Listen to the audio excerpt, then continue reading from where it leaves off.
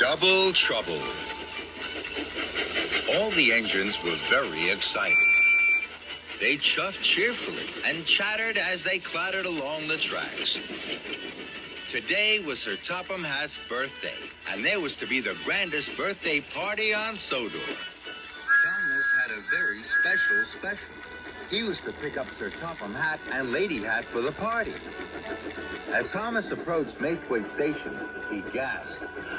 Ahead, he could see Sir Topham Hatt already on the platform. Cinders and ashes, I must be late. Thomas pulled into the station. He was worried. I'm sorry, sir. I thought I was early. Sir Topham Hatt turned around. Thomas gasped. Sir Topham Hatt had a mustache. Thomas was so surprised he nearly popped a piston. Thomas, my good friend, you're looking perfectly polished today. Thank you, sir.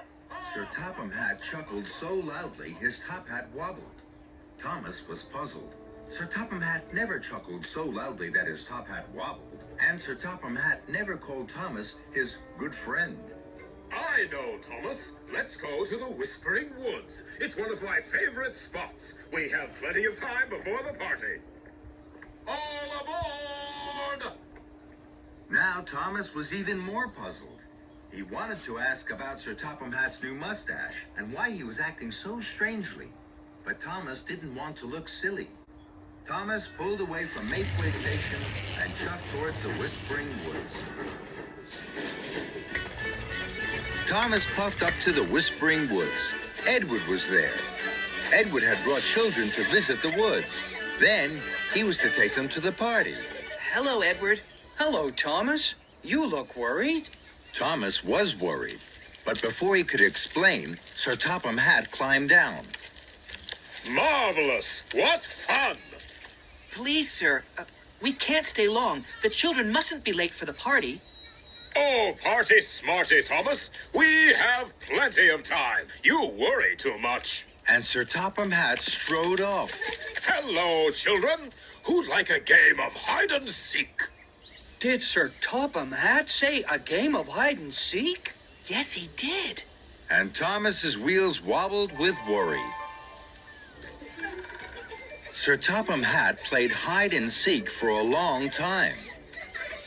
He was very happy. So were the children. Edward was puzzled. Sir Topham Hatt never plays hide and seek. I know. And what's that on his face? A mustache. It just appeared. Today, Sir Topham Hatt doesn't seem like Sir Topham Hatt at all. Just then, Sir Topham Hatt came back. Thomas wanted to ask him if he was feeling all right, but he didn't want to look silly. Thomas knew that silly engines weren't really useful engines, so he didn't ask any questions. We must hurry now, sir. We'll be late. And so will the children. But Sir Topham Hatt wasn't worried. Don't hurry the children, Edward. Let them play. Edward was so surprised his boiler bubbled. Then Sir Topham Hatt jumped aboard Annie and waved to all the children. Thomas's wheels clickety-clacked. He puffed and he huffed along the track. He knew they were late for the party. Thomas stopped at the junction. Suddenly, Sir Topham Hatt jumped out of Annie and climbed up to the signal box. I won't be a moment, Thomas. Thomas was amazed. So was the signalman. Sir Topham Hatt never came into his signal box. Hello there. May I have a turn? Thomas looked up. He saw Sir Topham Hatt pull a lever. Then Thomas heard Gordon's whistle. Cinders and ashes. Here comes Gordon. Gordon had all the important visitors aboard the Express. He was taking them to the party. With a clang and a clatter, the points changed. Gordon and the Express were no longer on the Express track. They were now on a branch line heading away from the party. Thomas heard Sir Topham Hatt whoop for joy. Hooray! Fizzling fireboxes. I must ask Sir Topham Hatt why he's being so strange. But when Sir Topham Hatt came down from the signal box, Thomas didn't say anything. He still didn't want to look silly. What fun! All aboard, Thomas!